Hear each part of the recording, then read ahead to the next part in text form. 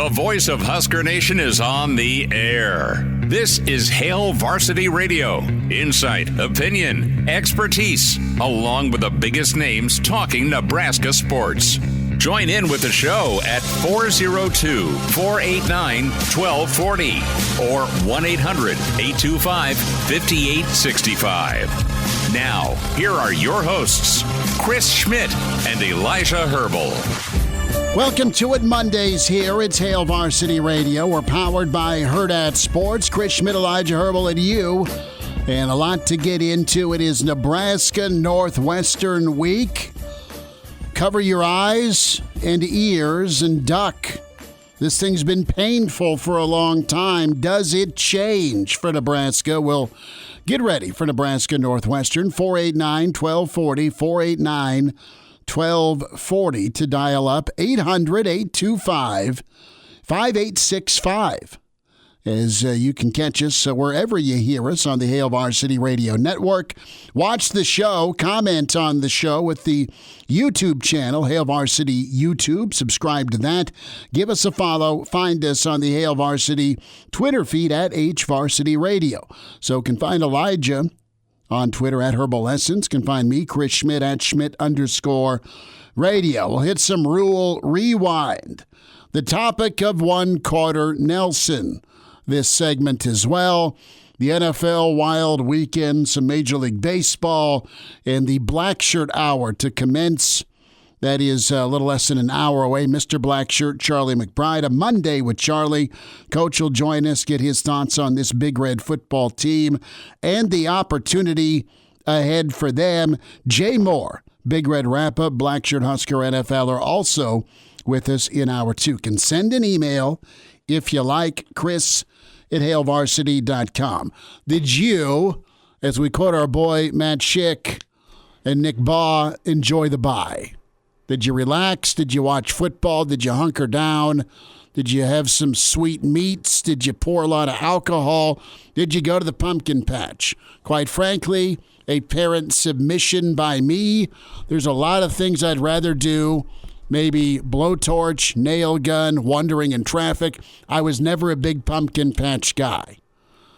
Took junior once. There's pictures to prove it, but thankfully I was working, so I didn't have to. I'm not a big pumpkin patch or hay rack ride guy. Nor am I. Ever. Nor am I. I just don't quite see why you'd pay money to it. Like, you know what you should do? I know you have to.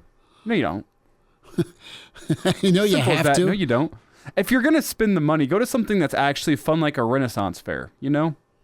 You ever been to a Renaissance fair? No. Damn good time. Well, you have turkey legs and... The food is better. The drinks are better.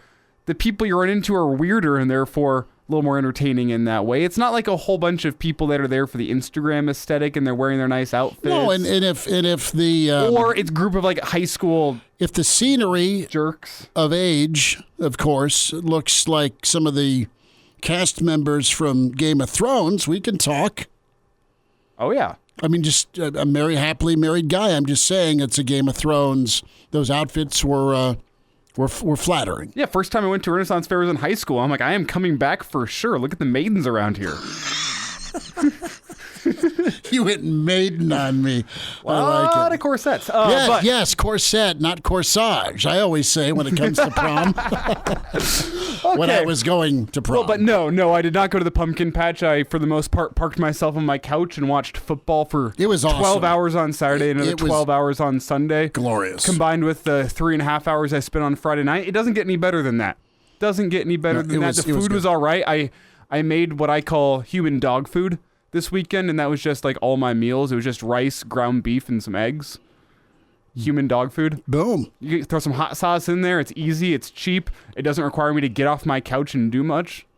I got ditched by Junior Sunday. Was going to do brunch with him, but he went and picked up a little bit more of a work shift. Shout out to our friends Gary Michaels, and Uncle Nate, Gary, celebrating 40 years. Got to be with them Saturday night, so that was cool. Super happy and proud of them. We'll get to your calls. We'll dive in.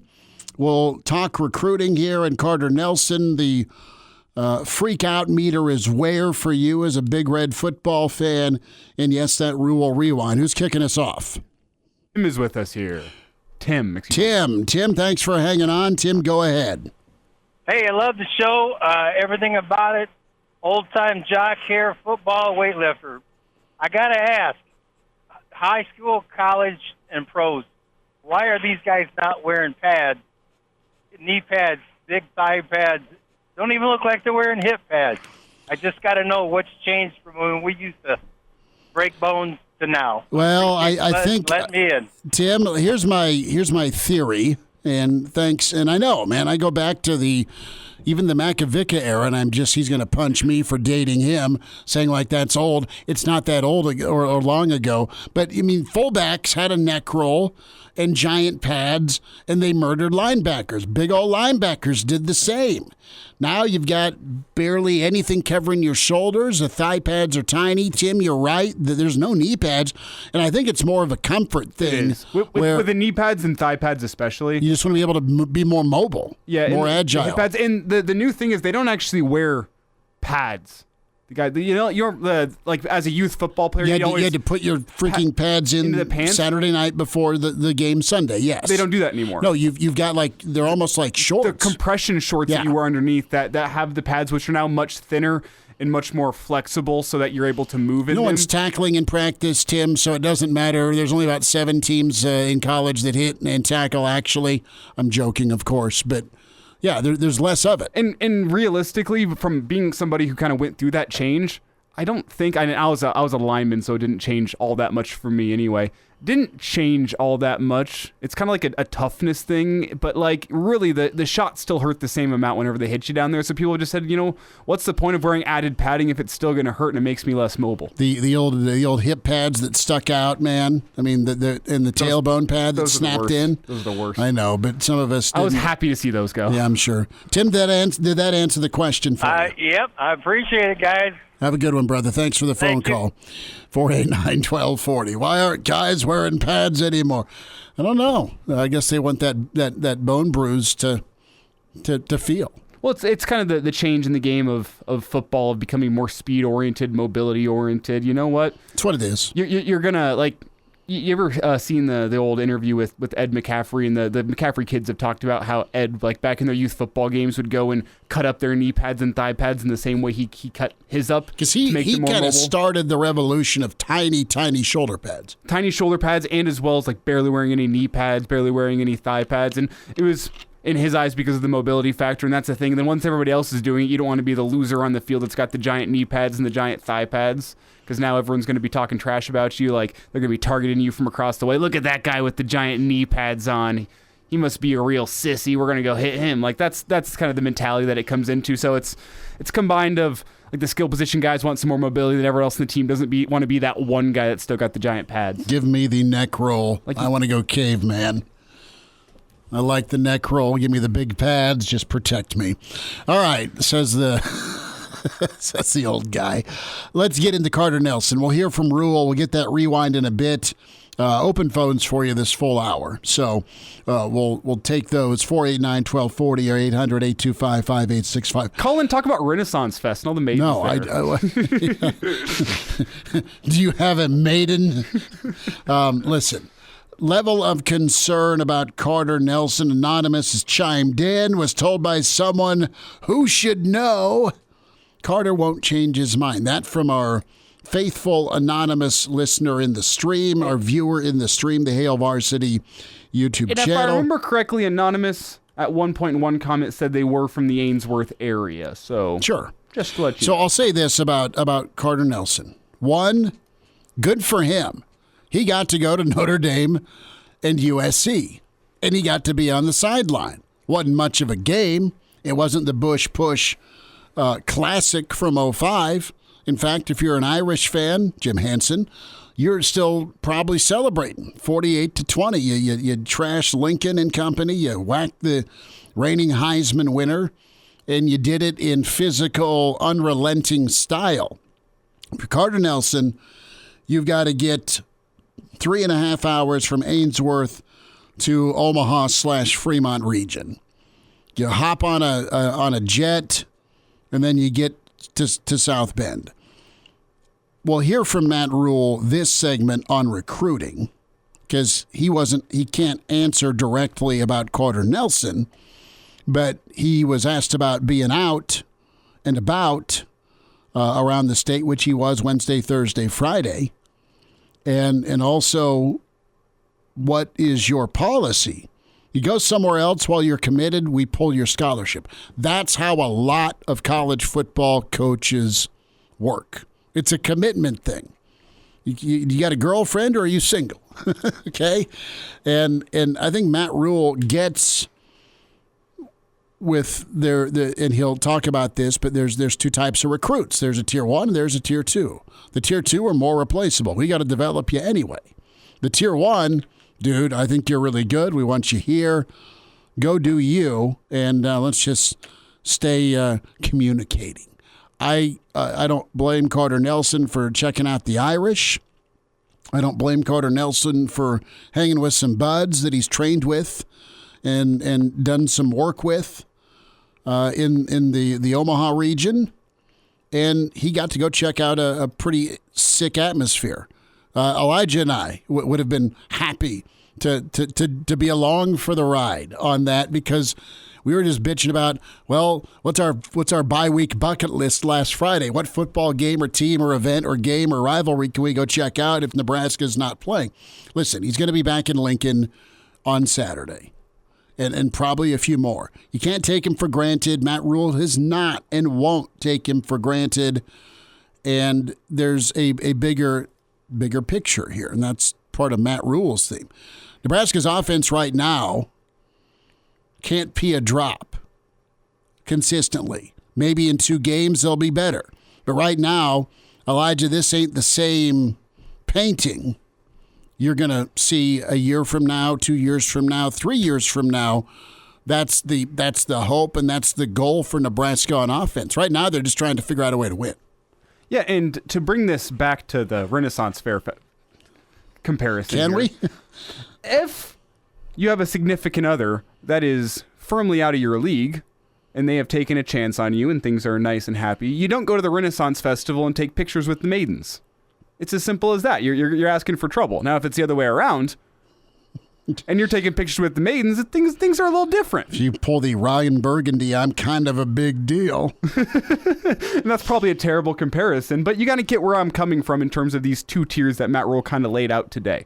There's one where that commit, you know what, you're fighting tooth and nail with people across the country, and if they want to go check out Notre Dame versus USC because it's a Husker bye week and it's a great game, and you know what, Notre Dame's going to make a recruiting pitch while they're there, you put up with it and you say, you know what, that's your right to go do because we feel lucky to have you in our class. We're going to keep fighting for you. It's another thing completely if you as the program, like, hey, we were your first Power 5 offer. We took a chance on you 6 months ago. You committed to us, and now you're going and checking out other programs? Like, dude, know your spot, be grateful. Here's the thing. Notre Dame is not going to quit knocking on that door. Mm-mm. And they have been to Ainsworth, and there was transition. Let's hear from Matt Rhule when it comes to recruiting, his policy, when it comes to looking around. This was Coach Rhule from today. First of all, we're not I have this thing. You never get mad because you have to recruit somebody, right? So we're like, I didn't just take this job. I'm sure you guys have had other opportunities. You've looked at other jobs before. So I only want people to come here if they really want to be here, because I know what we're going to demand of them, but I also know what we're going to pour into them. And so I want people to come here eyes wide open. So you have to understand that sometimes you fall in like 2 tiers. There's guys that like, hey, we'll wait till signing day 4, and you know what I mean? Like, hey, we're going to battle for you till the very end. And then as numbers crunches happen and things like that, there's some guys that like, hey, if you want to look around and just move on, we're going to, so. But when it comes to players that like, we know can really help us, they've got to look. They've got to do their due diligence, because when they come here, I want them locked in here. I want them here for the long haul, and I want them here for the right reasons. Rhule continued on with the recruiting philosophy here about Nebraska, and they are going to keep doing their own chest thumping. With Nebraska and where they're at. But we're not second to anybody, and we're not backing down from anybody in recruiting. Recruiting's a lot different now, right? There's different things tied to it sometimes. But when it comes down to just where a player wants to go, I have no problem. When players have called me and said, hey, Coach, I'm going to go visit this game or go visit this school, I said, have a great time. Have a good time, If they're thinking about, sometimes it goes a little further than that, then I have to make decisions. The thing that's going to be hard for us is, not hard, but a lot of our seniors, a lot of our guys that have COVID years are having really, really good experiences. Ramir Johnson the other day, if we can, he's going to come back for his 6th year. Like a guy that when I got here, people weren't sure if he'd even stick around for this year. He wants to come back for his 6th year. So we treat players really well. We care greatly about them, and we also push them. And so a lot of guys aren't going to want to leave the program. Like Marcus, Washington said, Coach, is there any way I can get an extra year? I said, man, you were dying to get out of here, and now you don't want to leave. I love Marcus Washington. So we'll have to figure some things out roster-wise, as we move forward. Because guys aren't, some guys will want to move on, some guys will want to stay, and I think that's a really good thing. But yeah, we're not afraid to recruit.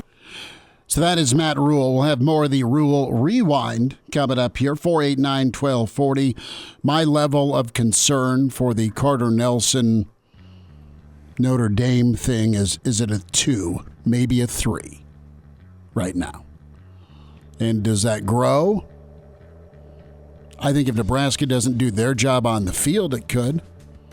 But we'll get into that because a pretty in-depth discussion today from Matt Rhule and the big picture and what's ailed the program.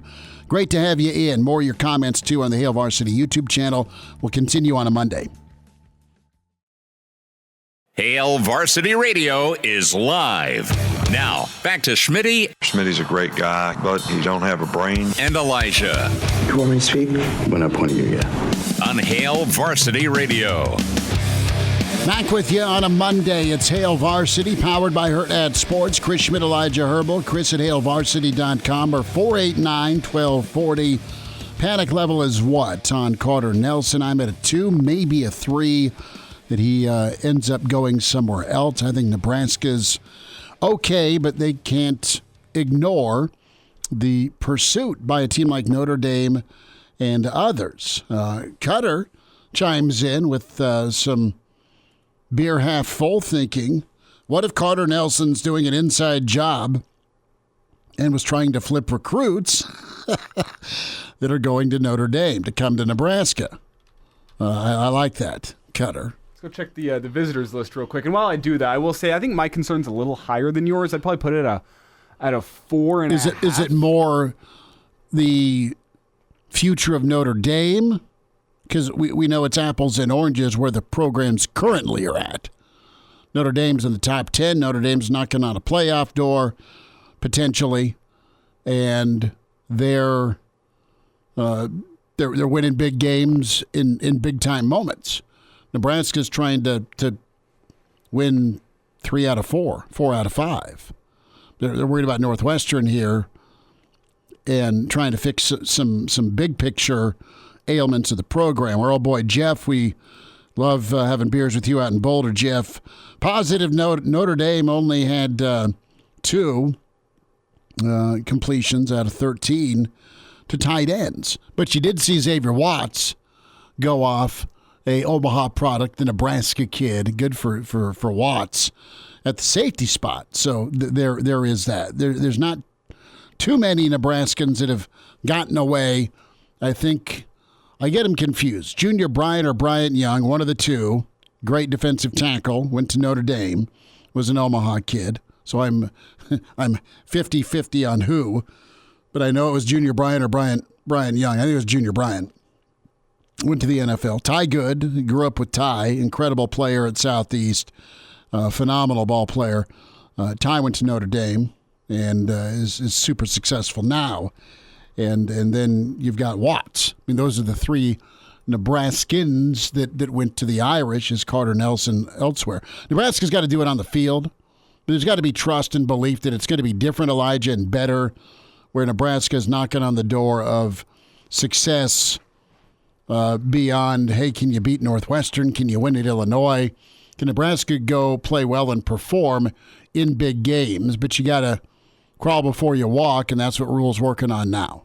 I've been doing some research over here of who was actually at that Notre Dame game over the weekend. Please tell me. Both the Rizak brothers were at the game. Sure. So that could be some peer recruiting. But I'm sitting here. There was a kid named Bryce Young No, not that Bryce Young. There's a recruit named Bryce Young that was there, and I think based on name alone, it's a kid you want. I only know one Bryce Young to compete in college football, and he was pretty dang good. But the more shocking one to me, and maybe this will make you feel old, Schmitty, Jerome Bettis Jr. Oh, yeah, the Buses boy. Yeah, he's a class of 2025 wide receiver from down in Georgia, and it does appear as if he's going to Notre Dame. That was his 4th time visiting this school and the 3rd time this school year alone that he has gone and visited Notre Dame. So Notre Dame is the clear favorite there. But how about that for feeling old? Jerome Bettis Jr. is a class of 2025 kid being recruited. He's got 16 total offers across the country, and Purdue just offered him in the Big Ten. So that's just an interesting name. It makes me feel. I remember Jerome Bettis from my childhood years. Look at you, and you got the Pittsburgh Jerome Bettis years and the Super Bowl championship in 2005. Was there years before the Pittsburgh years? Oh yeah, I think he was drafted by the Rams, bro. I'm kidding, but you're all right. You don't remember the only ones. You don't remember because you were not even close to being born yet.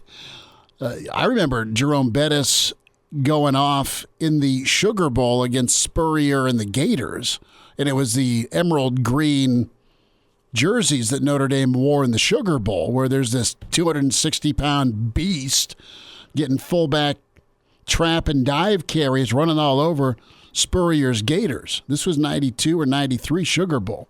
Remember watching that thing with my old man, and it's like, oh, look at Notre Dame beating the hell out of Florida. This is kind of cool.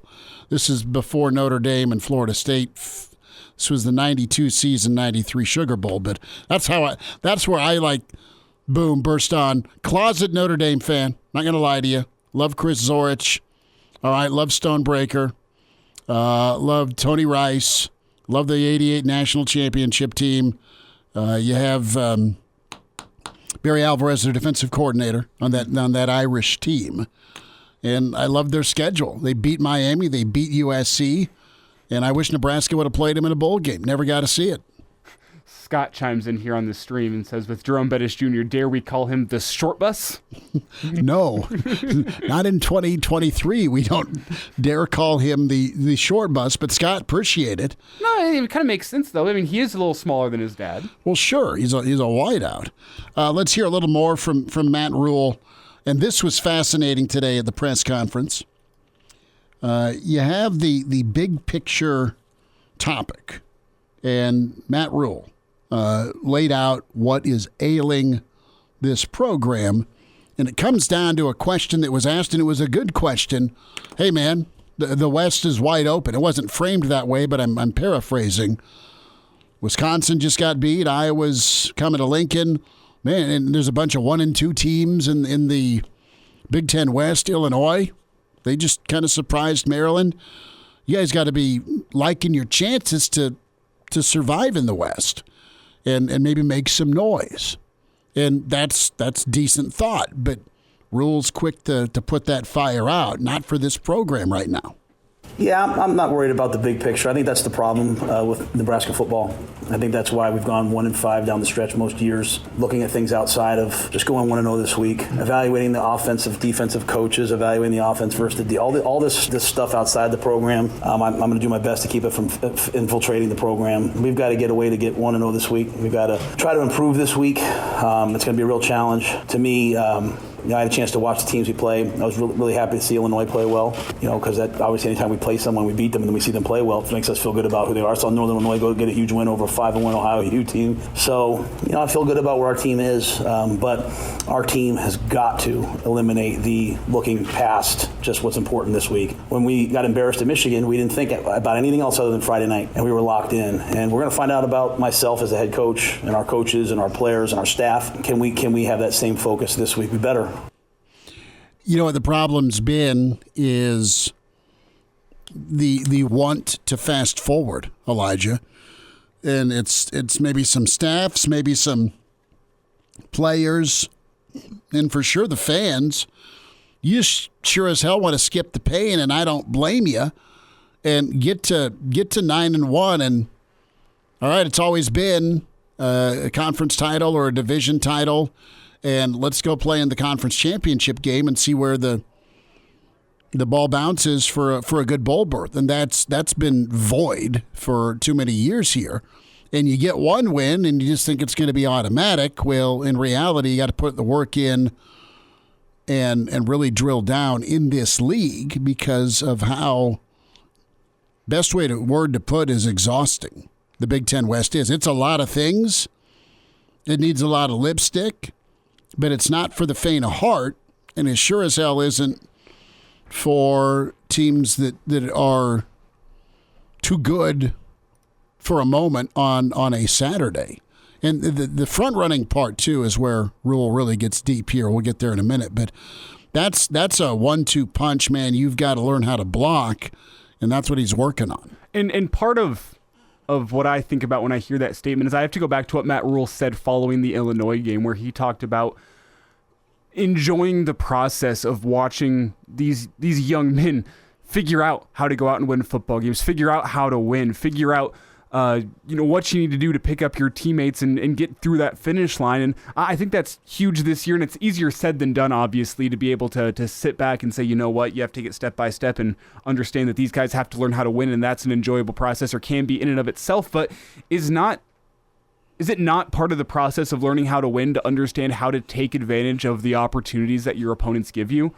And that's what I look at whenever I look at the Big Ten West right now, is right now all the other schools in the Big Ten West are giving you a damn good opportunity. You start the year in conference play 0-2, and yet... And you have a chance to even up and control your own destiny. And it comes down to going 1-0 every single week. And I understand whenever you have a team that's just learning how to win, going 1-0 every single week is easier said than done. But part of that, to me, is understanding that your foes in the Big Ten West have given you a giant opportunity to close this season and control your own destiny. And I think part of that process is seeing what Nebraska does with that opportunity over the final 6 weeks, because I feel a hell of a lot better about Nebraska's chances of making a bowl game here on a Monday than even I did 5 days ago during the bye week. When you look at what the Big Ten West did this past weekend, they gave you an opportunity not only to go make a bowl game, but to go out there and have a chance in the Big Ten West as a whole. And there's a lot of problems with this Husker football team right now. I think that much is evident, especially on the offensive side of the ball. But you look across the Big Ten, and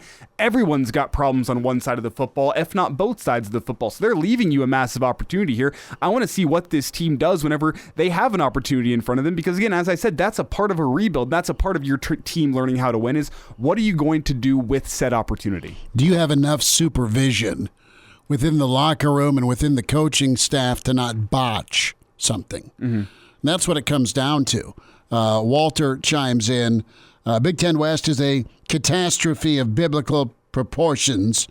Don't disagree. That's a rinse and repeat type comment that I think you can use just about every single fall. You can use it you can use it every week in the Big Ten. A little bit more from Matt Rhule with the Rhule Rewind when it comes to fans versus players, and Rhule was asked about the fans looking ahead, and Rhule was quick to praise the fans, but players can't fall into that trap.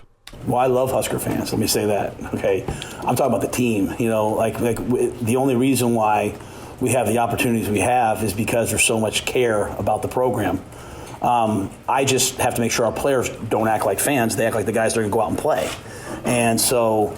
If you're not careful, then all these things start to infiltrate the team. And so I go back and I just look at history. Okay, you look at the team, look at Nebraska football over the last 8 to 10 years in the second half of the season. It's abysmal. Okay, and that's not a knock on anyone. I respect the heck out of those guys. They're good coaches.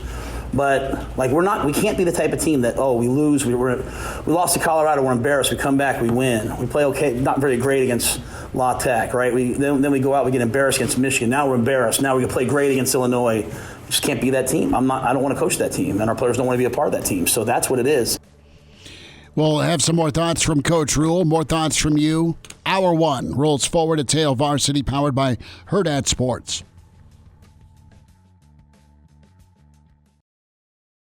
And now, back to Hail Varsity Radio.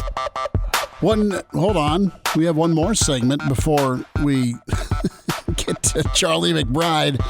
I got to take a breath here. Chris Schmidt, Elijah Herbel, it's Hail Varsity.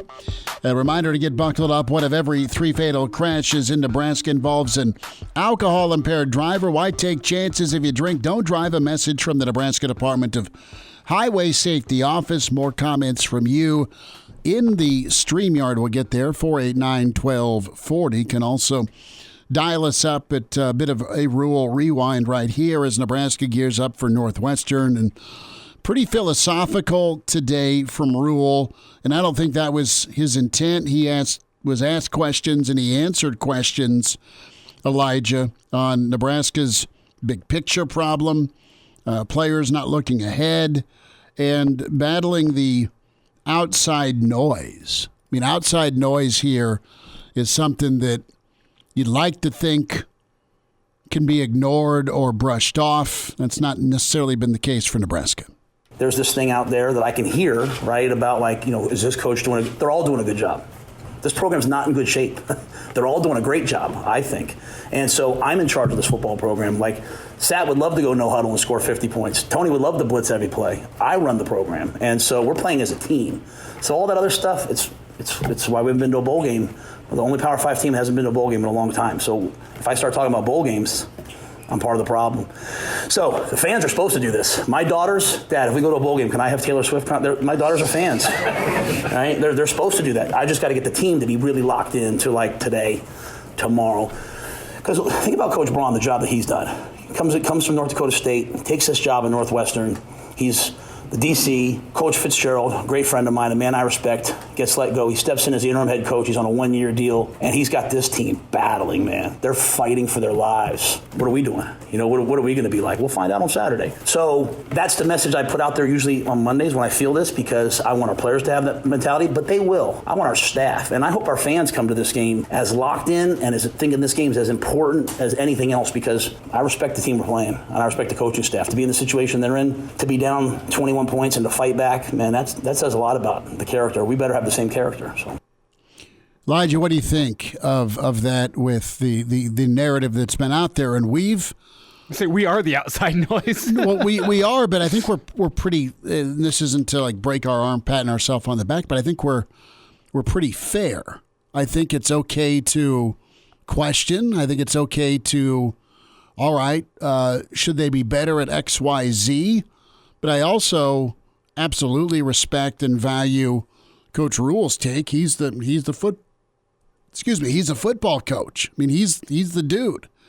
So if he's saying, okay, there's rabbit ears, and you hear it, and it's more prevalent now than 15, 20 years ago when it was just message board, or maybe you're down at the bars. Now there's social media. I mean, there's a billion fan interactions. I mean, social media can be good, bad, and ugly for you. And if you're not thick-skinned, or if you're not used to having struggles with your athletic career and you're not performing like you did in high school, you're going to hear about it. And if you've not performed at a level, or it's just been a constant struggle, a battle, a grind, yeah, your confidence probably sucks right now. And it's like anything. I mean, you just got to, as you get older and grow up, you just kind of got to roll with the punches and just have selective hearing, quite frankly. And that's another part of this thing he's working on that's feeding into this big picture problem. One thing here with Rhule, cut 5, and we'll chat a little more, is the communication part. How does Rhule know about these narratives out there? Well, I mean, he talks to his guys. He checks on his guys and his coaches. And if you're Sat, you're coming here from South Carolina, and we've heard from South Carolina fans that weren't fans of his. I think we've been pretty fair at saying, look, what are you doing? We're going armchair quarterback sometimes. And then we're also saying, this guy's trying to make the best chicken salad ever based on injuries and inexperience. So it is a two-way street. Who's with us? Pete is with us on the phone. Pete, go ahead. Thanks for calling, Pete. How you doing today? We're good. What do you know? Well, just as a fan sitting back, it looks to me like we're a little bit laxed in player leadership, captain-wise. When you've won a lot of games and you won some championships, you develop a leadership in what you're going to put up with, and you get a player-led team, so to speak. And I think right now, Rhule does not have that. I think he's the player-led so to speak, as the head coach, and he would like players to step up and set the example, but you can't do that until you start winning. So I think we have to sit back and give him some time. I think he's a real good coach. It's going to come. I know it's going to come. We just got to be patient, man. No, absolutely. And I think he's talking about the patience, the work that's going in, and you boil it down. Pete, thanks for the phone call. It goes into that boring, just be 1-0 this week. Well, but that's where this program's at. That's where this football team is at. They have gone one step forward, 2 steps back, and Northwestern's been the one to push them back more times than not. And that's kind of like the perfect phone call to encapsulate what Rhule's talking about in terms of not listening to the fans and having your own bubble within your team that you turn to, because patience is the name of the game for the fans right now, but the team can't be patient in any way, shape, or form. The team has to be urgent every single week in its preparation and being the best team possible whenever it steps in the field on Saturday. If it accepts this message of patience, of, well, it's going to take a while to build, they're never going to reach the place. Not for you guys. Rhule's got his own timetable, and he knows where and when to push them to get him to a certain level, don't you think? Yeah, and that's I think what he's getting at right now whenever he's talking about kind of separating the fans from the players, because there's 2 different expectations for how Rhule needs to communicate his expectations with his team and with the fans whenever it's just, you know what, when your mentality is going 1-0 every single week and not looking ahead and not looking at the bigger picture, it does simplify things for your team and just say, we need maximum urgency, not into the grand scheme of a rebuild. We need maximum urgency from Sunday and through Friday so we can go out in the field and beat Northwestern on Saturday. And you're going to do it all again next week. And it sounds so obvious that, oh, you know what, you just got to focus on the next opponent on your schedule. But it's so much easier said than done whenever there's people like you and me, Schmidt, getting on the radio today and talking, man, you control your own destiny in the Big Ten West if you just go 1-0 every single week. But if the team starts getting that mentality, it's so much harder to go out there. They don't know how to handle.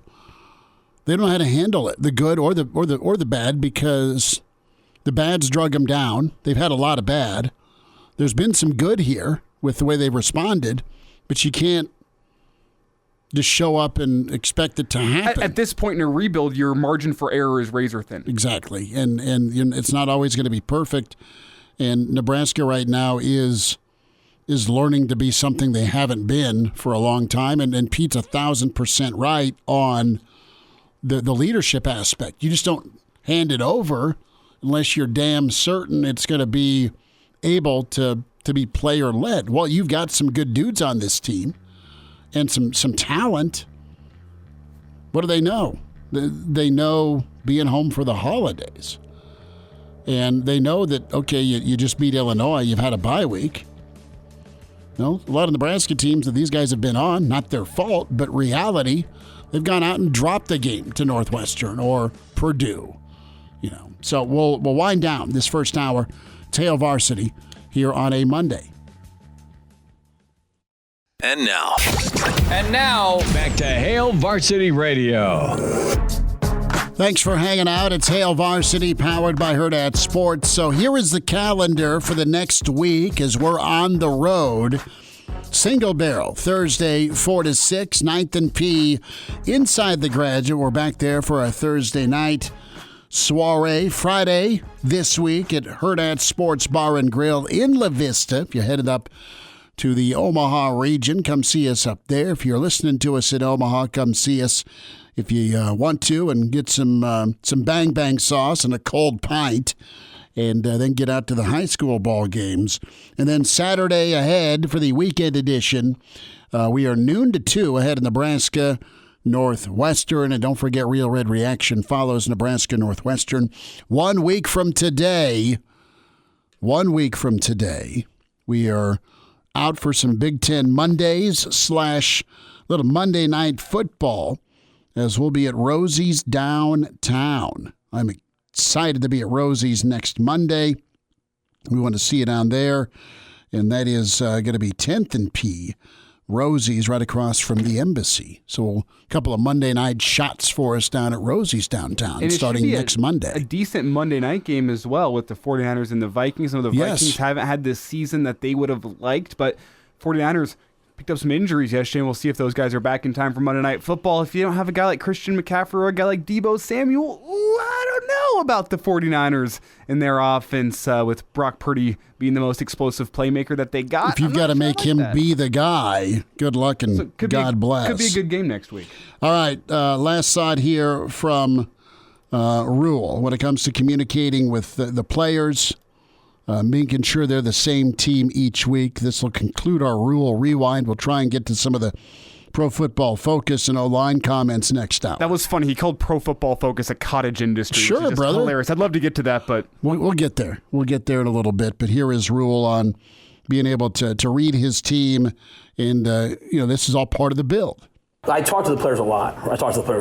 And I've talked to them a lot in the offseason. I'll meet with a bunch of, during the week. The thing that I've done, I think, better than I normally have is after the first 2 weeks, I spend a lot of time one-on-one with players. And so they've kind of given me a lot of things. But I can also just kind of feel it in my daily conversations with, like, the people in our building, right? People love to send me, like, memes from Twitter. Like, hey, look, coach, there's a picture of you. It's just not healthy for the team. This is a team that has to learn how to be the same team every week, right? Doesn't that what you guys all want? You guys want to come watch us play badly on Saturday? Like, we want to be the same team every week. And so that's a level of, that's hard to do. Either you're so talented you don't have to do that. There's some teams that are so talented they have to get up for 3 or 4 games. We have to get up for every game. We had to battle to beat Northern Illinois. We had to battle to beat La Tech. We're not in that place yet. We got to fight, scratch, and claw. So the players have kind of addressed a lot of these things with me. I'm not worried about the players as much as I'm worried about, like, our staff and coaches and all them. Like, we have to lead the way. I have to lead the way. I have to wake up this week feeling that same. Now, I woke up after that Michigan game, Mitch. I felt sick to my stomach that whole week. I woke up after the Colorado game. I felt like someone was standing on my chest. I don't want to walk around this week happy. I better have the same urge to go 1-0 this week. But this is not about, hey, Northwestern. This is just about the program in general. I'm trying to do a good job of addressing it to people because I went to Tacoma this summer and I spoke. And there was a 97-year-old woman that waited in line to meet me. And so when I think about Husker fans, I think about her. And I don't want her, like, she waited in line to meet me. That's embarrassing to me.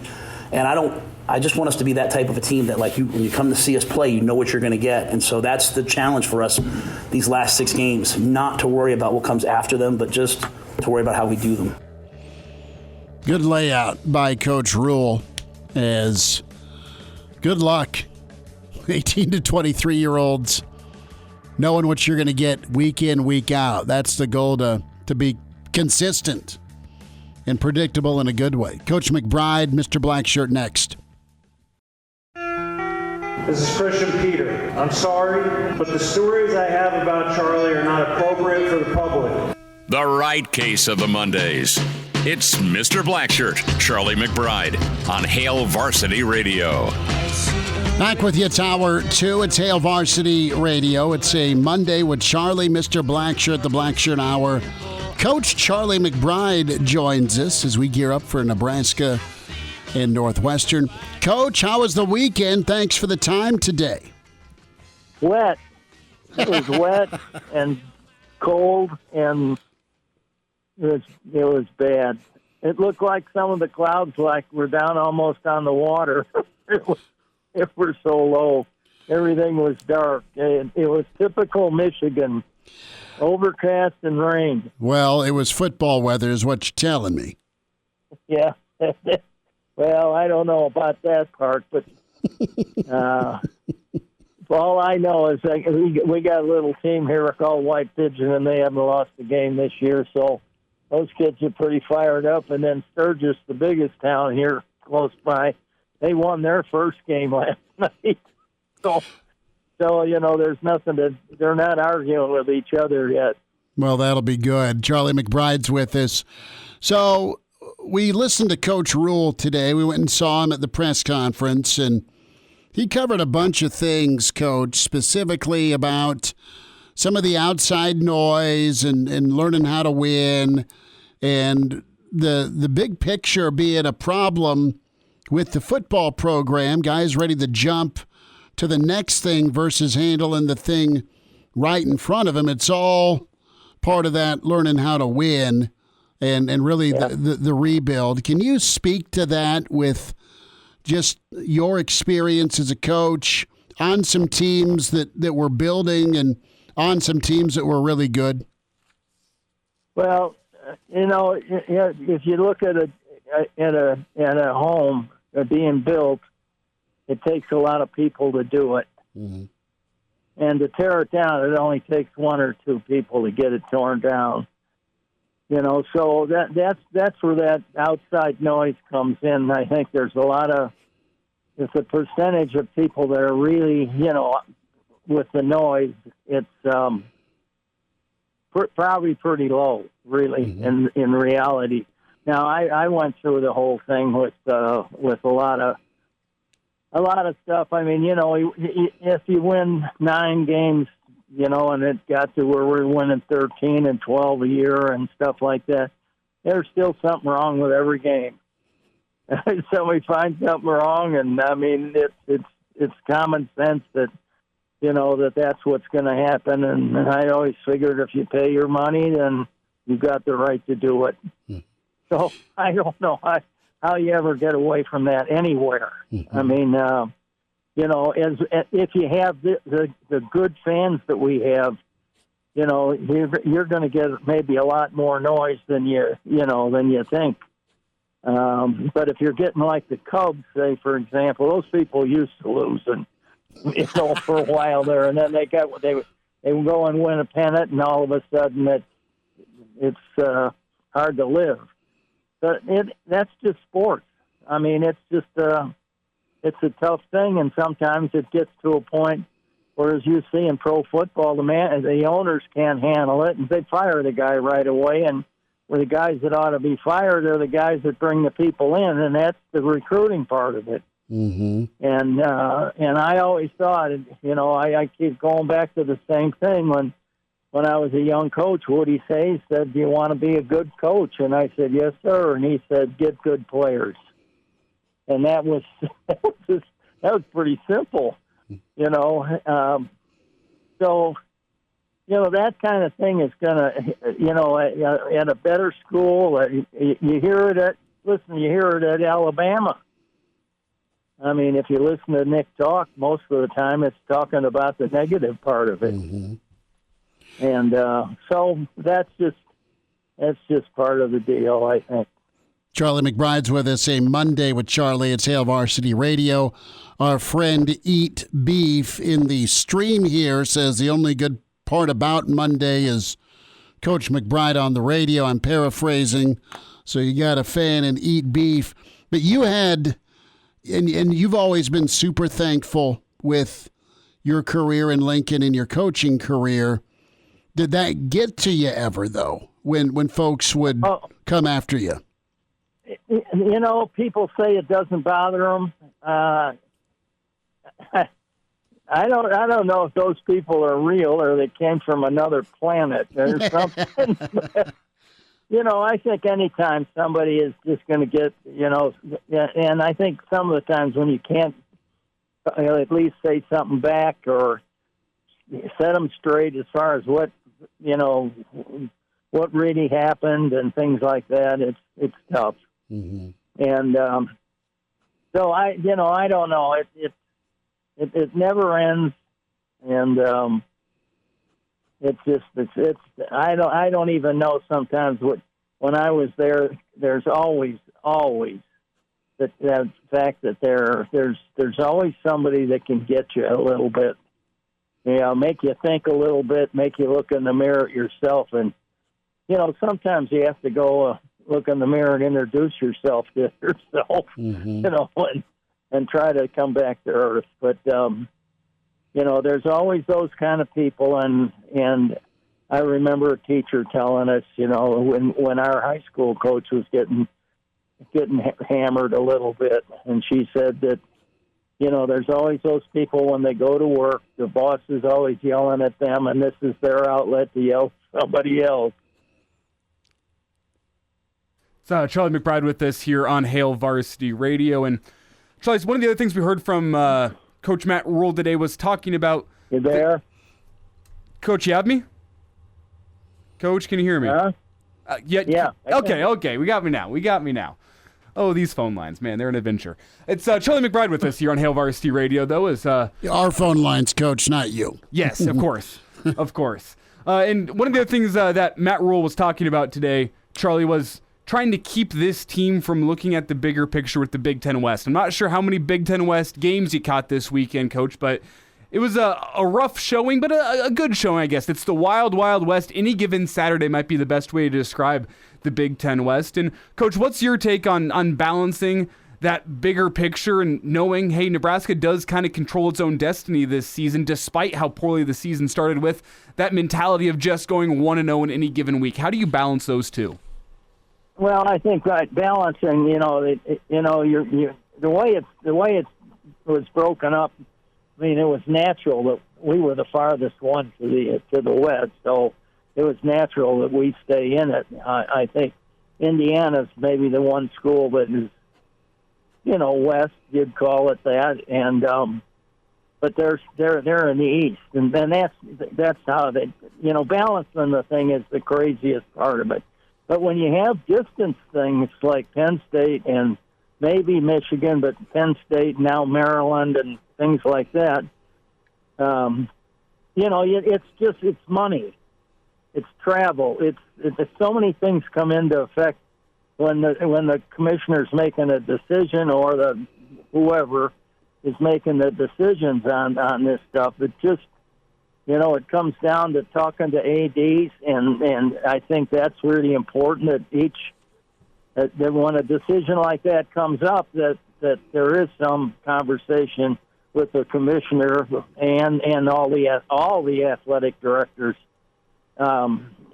before they make a final decision. But I think when you put SC, UCLA, Oregon, and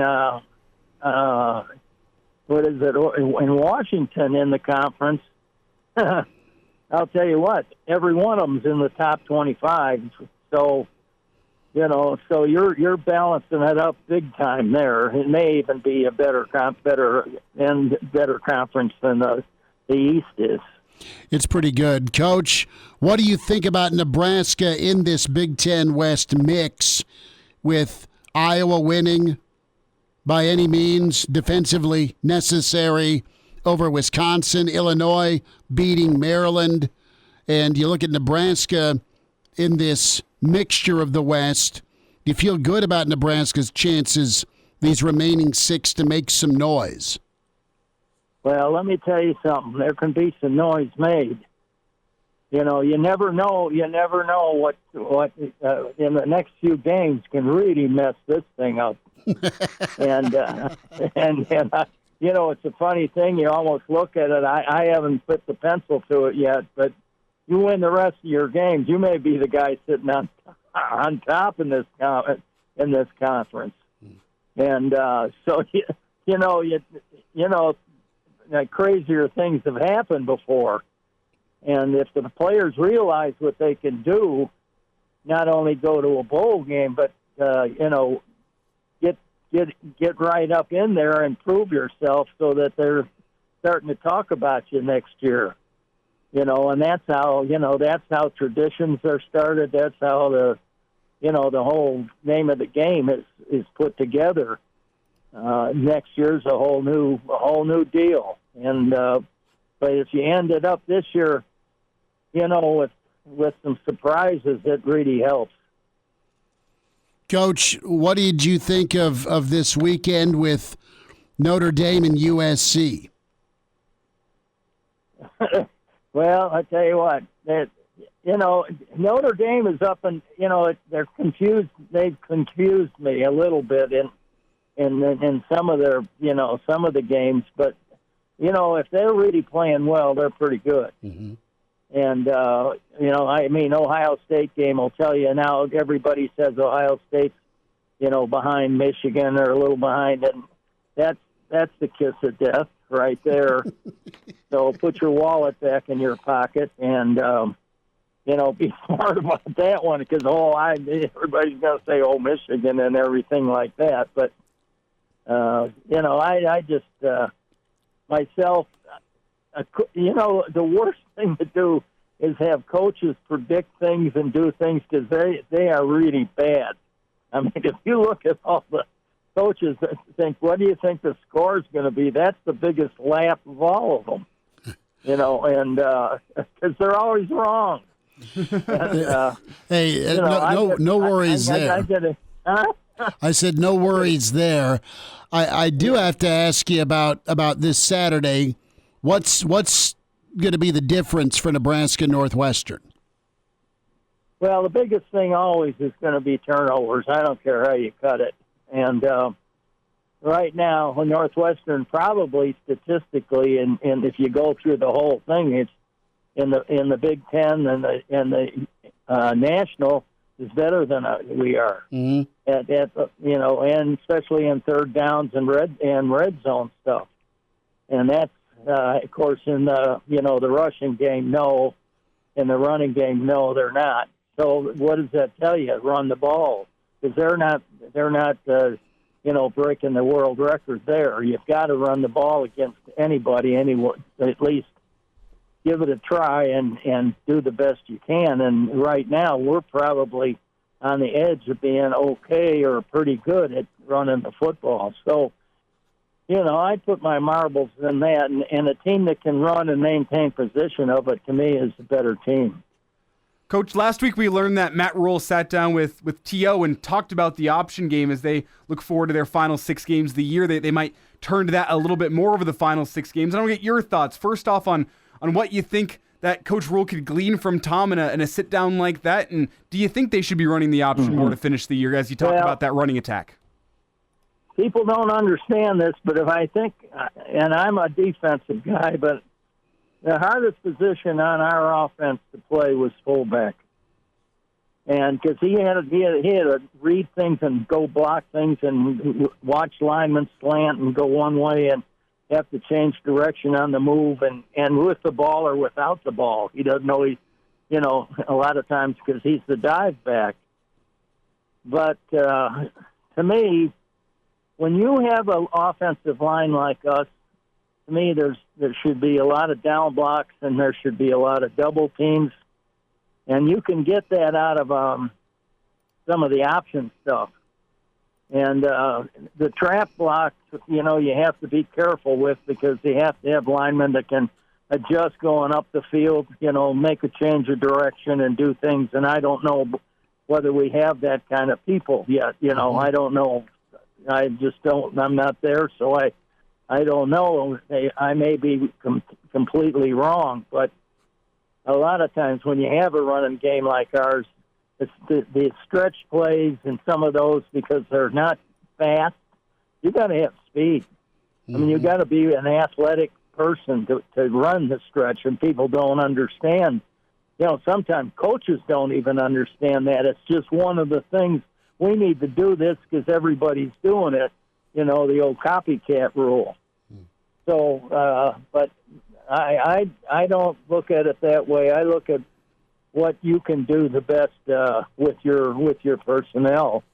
And I think if you put that fullback in there and go back and look at the film, I'll tell you what, when you talk about a kick-out block or a hook block on the outside people, the guy's good at it. And I was surprised that he's not taking more of a look at this thing because, I remember we won a lot of games with just ISO and ISO pass. And when that safety comes jumping up on that run, it's a touchdown, and then when the coaches in the press box see that happening, then they're going. But again, option game when you're not running it all every day, all through preseason, that's a really a technical deal. Charlie, and it takes some time. Coach, enjoy your Saturday. Cheer hard, and we'll talk to you next Monday. How's that sound? Well, we're going to leave, I think. Jared and I are going Wednesday, and we'll be there for the game. So I'll be able to. I'll have to be real nice because I'm going to sit up there with Tom. Coach, you take care and enjoy the trip. Okay. See you next week. Okay. Bye now. All-State, 2-year starter, and rush in for the Big Red and NFL vet. Is Dudeness or Duder or El Duderino if you're not into the whole brevity thing. it's Blackshirt Jay Moore with Hail Varsity Radio. Back into it, Hour 2. It's Hail Varsity Radio, Blackshirt Monday. Jay Moore with us, Blackshirt Husker NFLer, and Big Red Wrap-Up at Jay Moore 44. Jay, have you warmed up from the weekend? How was the off week? Off week was good. No, I haven't warmed up. That was you didn't try and golf in this, did you? No, there's no way. I had an opportunity to, a couple of them. Actually, yeah, 2 different ones, and I just said, no thanks. When you got a bum hip and the cold just doesn't work well. It needs to be above 60 degrees or no wind. If it starts, it gets into the upper 40s, lower 50s, it better be pretty calm. Otherwise, it's this time of year too. If it would be different, if we were coming out of spring or coming out of winter, heading to spring, 50 degrees, little wind feels pretty good. But after it's been 85 degrees here for a long time, that those 40-degree temps with the breeze, they don't feel too good. And I was walking my dogs out at Mahoney Park on Sunday morning as we're doing the big loop. We're walking past the golf course, and there was a good number of golfers out there at Mahoney on Sunday morning. The morning after the rain, it was cold, it was windy, and I just tipped my cap on them and kept walking and said, better you than me. It's not a golfing day for me. I really should have made some chili over the weekend. I didn't, but it was a perfect chili weekend. It was. Good weekend of college football. If you love defense, you saw that in Wisconsin. If you love offense, you got the future Big Ten bros in Oregon and Washington. Nebraska got to kick their feet up. And Jay, a lot going on with Matt Rhule today in his press conference. And I want to get into the rabbit ears part of things with players and paying attention to social media or radio or message boards and all of that. There was a little bit of that when you played, but how much of it is a real issue? I mean, and it is because Rhule's talking about it, but you know what? You've got a sensitivity you could appreciate from the player's standpoint, and then, the trying to get it fixed in the results on the field. What do you make of all of that with kind of the climate around the program the last few years? Well, there's something to it. I think nowadays it's really difficult to kind of get yourself away from it, especially with NIL. You almost have to have a social media account to some extent. Mm-hmm. If you want to make a few bucks, and I get that. You have to be.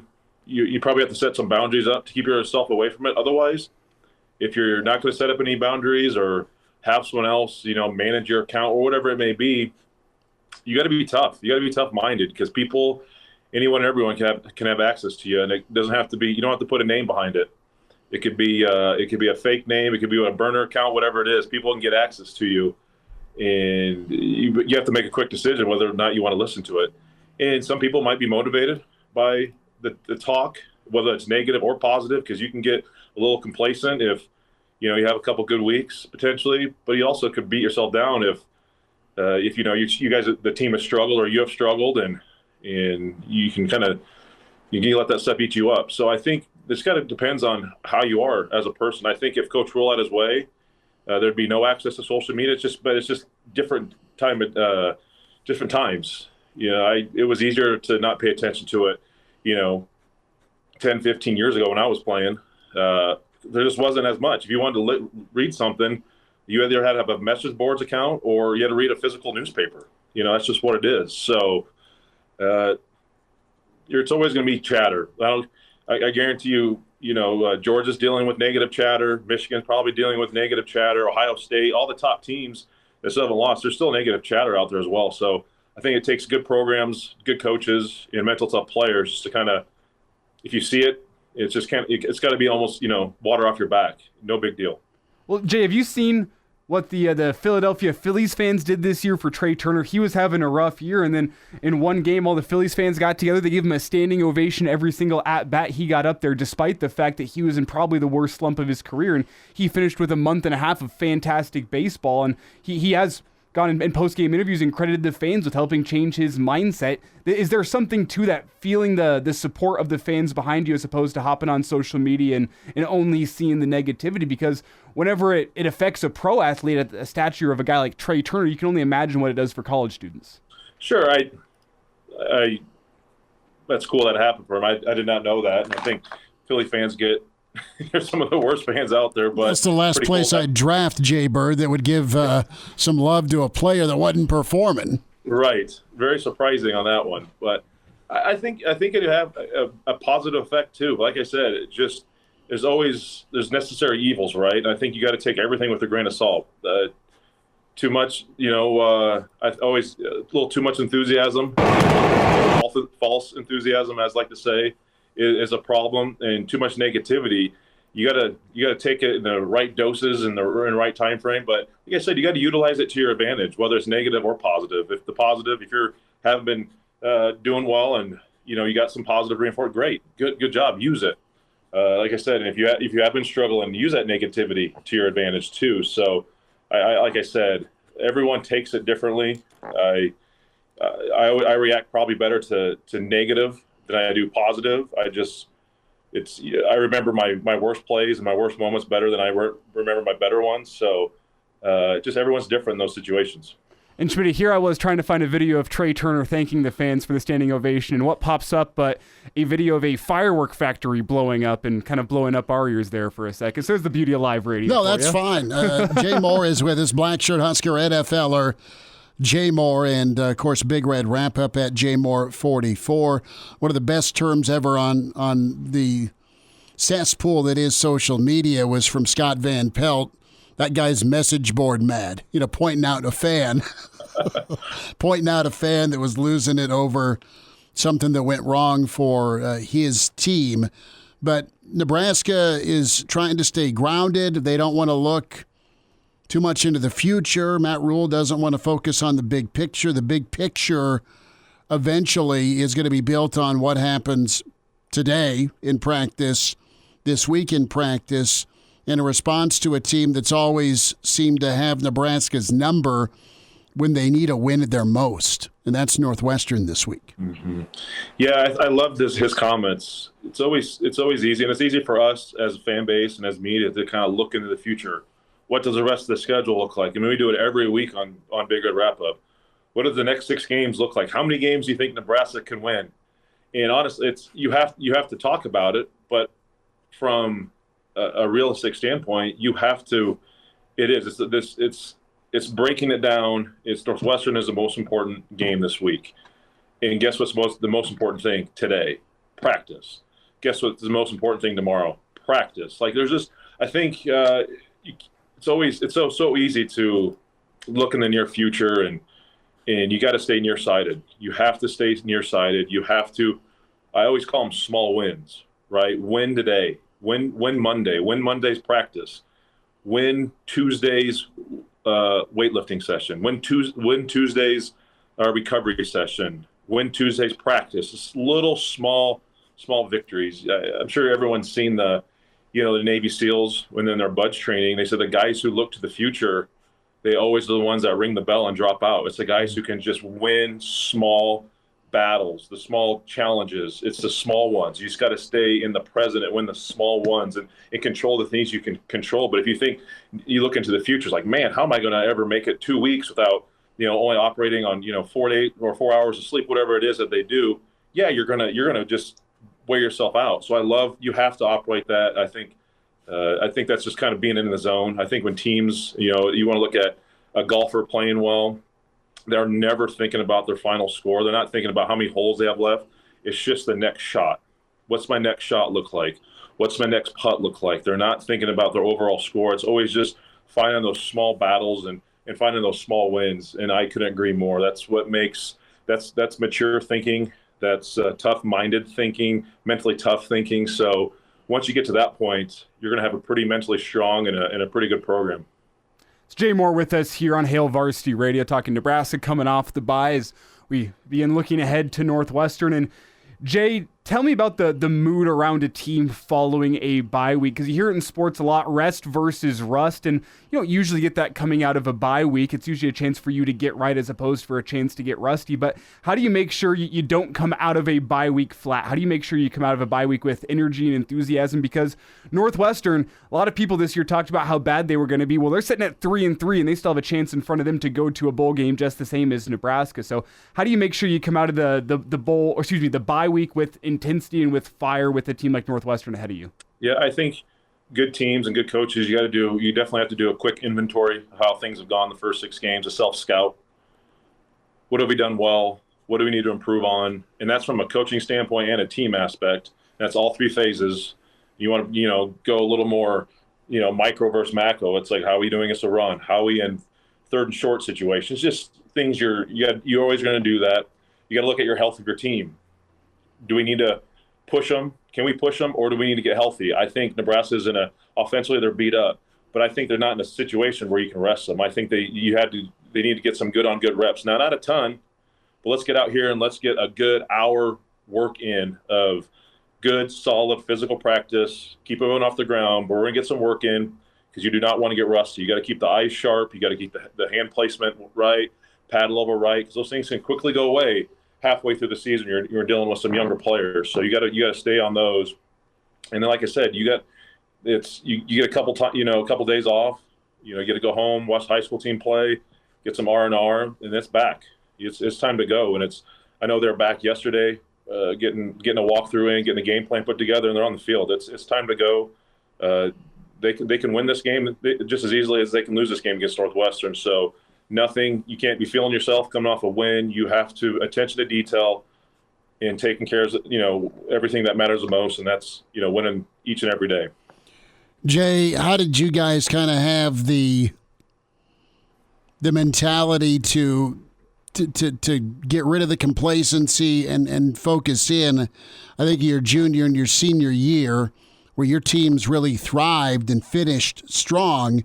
Matt Rhule touched on, and the word was abysmal, Nebraska football second half of the football season the last 8 to 10 years. You really got to go back to 18, the last time that there was any upward momentum for Nebraska towards the end of the year when you look at November. November's been awful for Nebraska, and October's not been great either.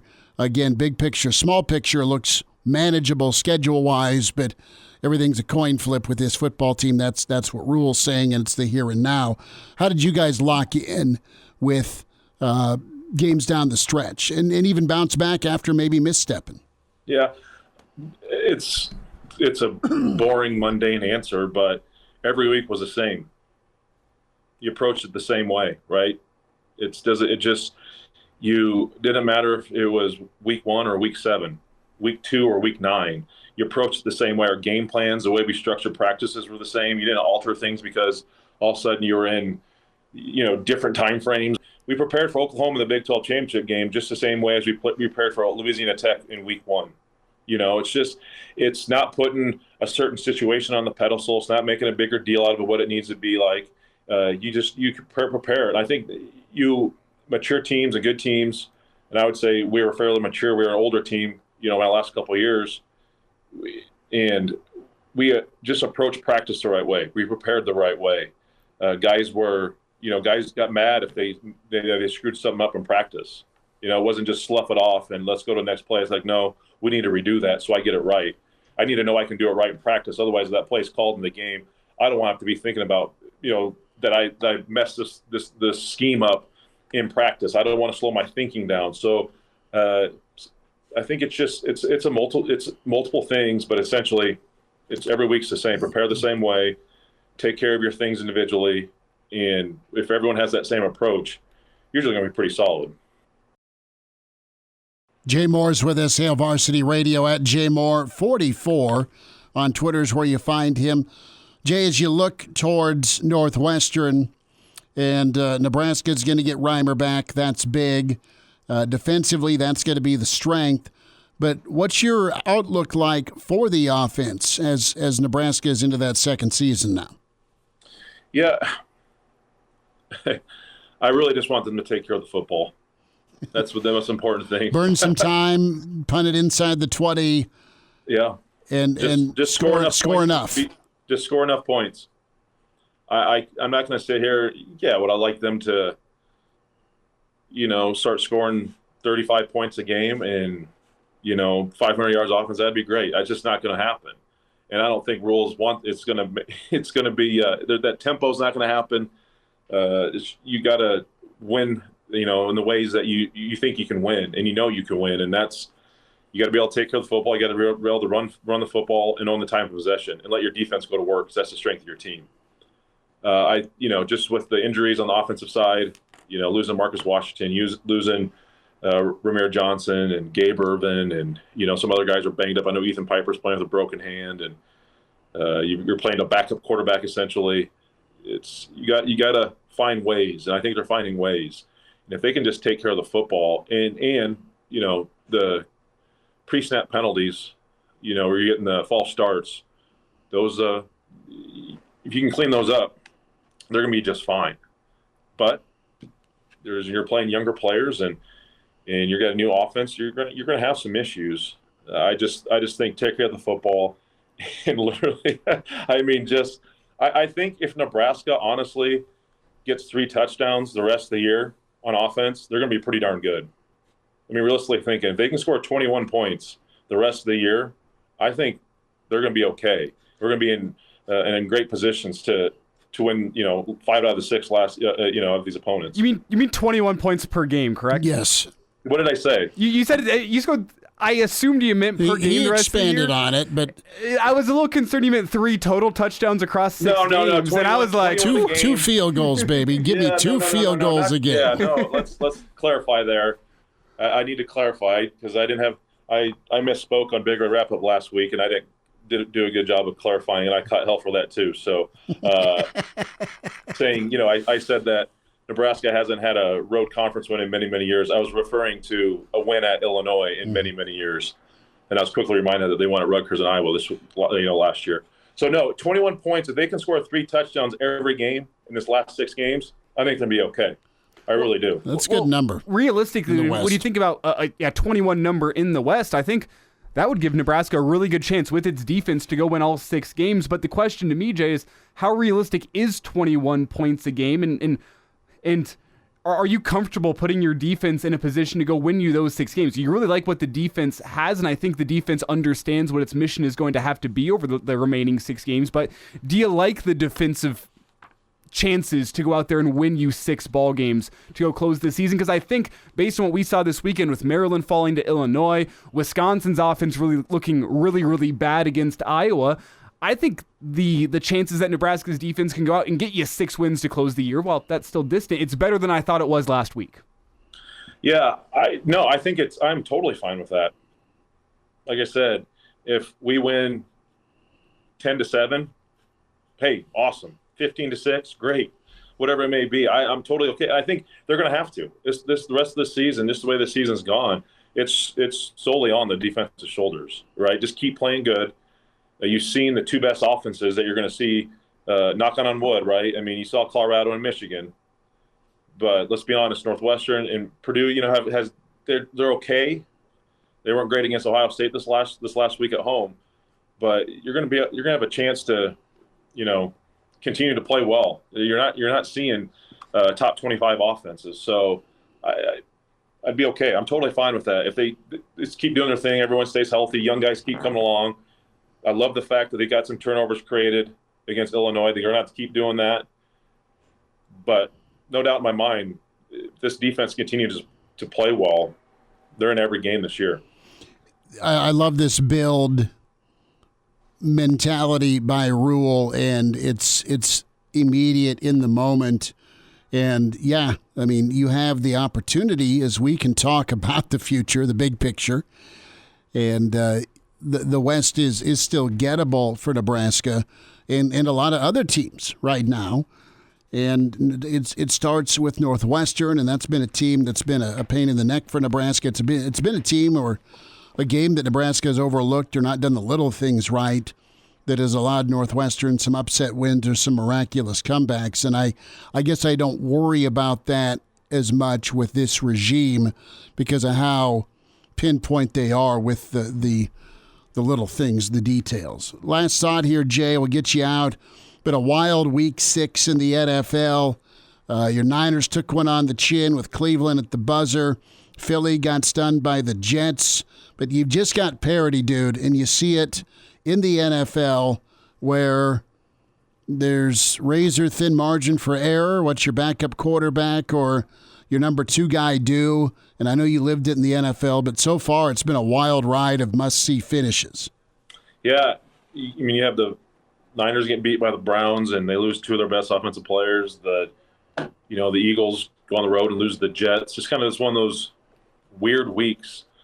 I love the fact that the Bengals are getting their feet. There seems like they're becoming what we know them as, and with Joe Burrow getting healthy and getting reps and just getting comfortable again at the timing with his guys, and Jamar Chase is still, if not one of the best wide receivers in the NFL. So it's fun to see them finally get going again. But it's tough, man. It is so hard. Injuries. When you're only able to suit up 46 guys on a Sunday or a Monday or Thursday, whatever that day might be, you're beat up, and you got to play younger players and newer players. It's a grind, and you're going to see that. The Cowboys Chargers tonight on Monday night should be interesting. But listen, I think with 17 games now, teams just get us to the playoffs, man. If we can win the division, great, and maybe catch a bye.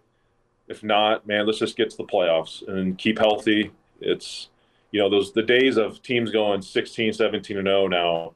I think are long gone. I honestly thought how good the Niners have played early. I'm like, gosh, they could potentially have a shot, but obviously that's done now, and they got to figure out if McCaffrey and Deebo Samuel are able to how long they're going to be out, because otherwise that offense is going to struggle even more. I know they've been really good, but they struggled in the second half of that game without those 2 guys in there, and that that 49ers defense is fantastic. So it's just that time of the year, man. The injuries and it's just weird. The Giants looking halfway decent at the Bills last night. The Bills able to get it done. So it's just any given week, any given day, you just never know, because the season's so long. You can catch some good teams slipping. It just happens.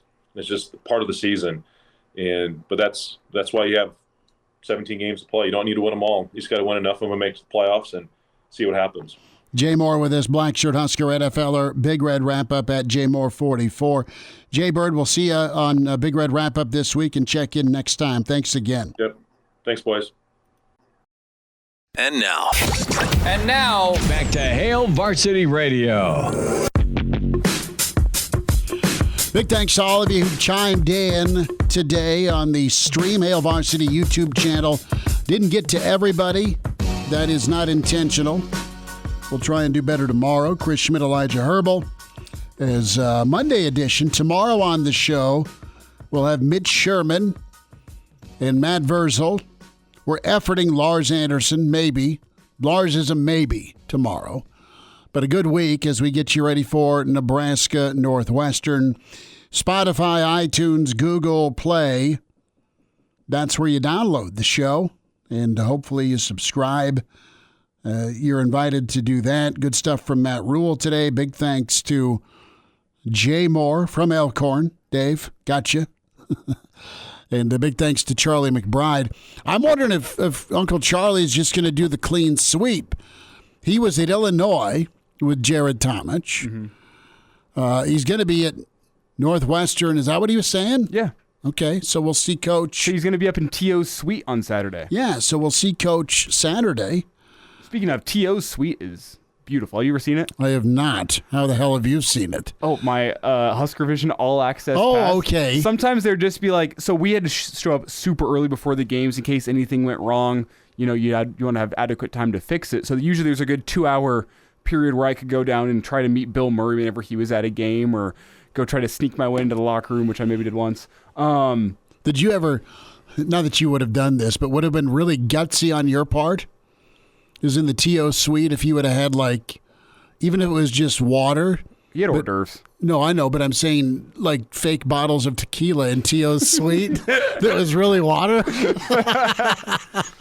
Lord knows the last few years you needed salt, you needed lime, You needed something to get through, and Coach Rhule nailed the 1-5 as the seasons pile up. Yeah, no, but I did not spend very long. I just went and kind of caught the view, and I didn't want to hear some police officer north end zone, right? Screaming, Son, what are you doing? Yeah, it's below the scoreboard, north end zone. Yeah, okay. So beautiful, beautiful view. You get that end zone angle. Huh? It's nice up there. He had some hors d'oeuvres going, and I was like, okay. So I don't want to get dirty some hors d'oeuvres? No. You didn't just grab a plate and get in line? No, this is the point where they're setting up all the suites. So I was just quickly in and out, wanted to catch the view. Nice view. I mean, obviously you'd expect T.O.'s got the nice view, but yeah, it was quite nice to see. That was the coolest thing I saw during my Husker Vision adventures before the game. Or kids fist bumping me on the tunnel walk thinking I'm someone more important than I am. That was fun. Or usually it would just be going up to the media row and stealing the media food without anybody asking too many questions. That was always fun. Because they gave us the worst. You know what you probably should have done is during the height of the recruiting worship of Calabrasca, you should have just had shades on. Said I was a recruit? Just on the name tag, I'm with Buki. No. No, we did get some occasional, whenever the field would clear off, we'd take a football down and go play some games on the field, some mini two-hand touch games. And I'm pretty sure everyone in that stadium knew that I did not play for Nebraska whenever they saw those games. How was your kick out on Pass Pro? We didn't really do Pass Pro in two-hand touch football games, so I was thrown into coverage, and my back pedal is not great. What are we doing tonight? Dallas or L.A.? What do you want? I think the line's 3.5. You pick up. Give me Dallas. I got CeeDee Lamb on my fantasy team, so I need a big game from him. So you need Dallas. I was way off, picking against the Irish, picking against the Tar Heels. Back tomorrow at 4, we have a yes from Lars Anderson.